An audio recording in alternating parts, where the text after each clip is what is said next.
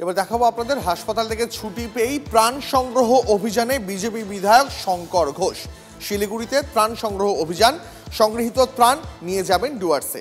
আমাদের প্রতিনিধি প্রসেনজিৎ এই মুহূর্তে রয়েছেন, সরাসরি আমাদের সঙ্গে কথা বলবো প্রসেনজিতের সঙ্গে। প্রসেনজিৎ, আমরা দেখতে পাচ্ছি শঙ্কর ঘোষ, তার অবস্থা এখন মানে কেমন, তিনি শারীরিকভাবে কেমন রয়েছেন? কারণ ইতিমধ্যেই হাসপাতাল থেকে ছুটি পেয়েই তিনি ত্রাণ সংগ্রহ অভিযানে বেরিয়ে পড়েছেন দেখতে পাচ্ছি।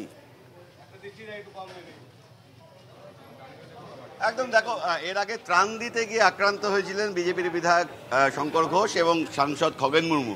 গতকালই ছুটি পেয়েছেন তিনি, কিন্তু ছুটি পেলেও ছুটি নেই।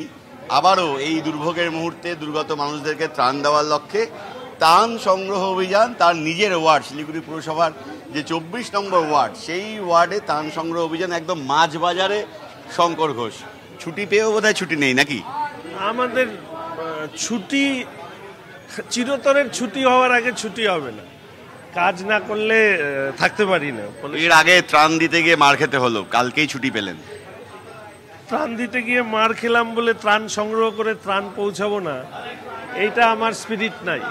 মানে আবার যাবে? আবার যাব, প্রয়োজনে ওখানেই যাব, প্রয়োজন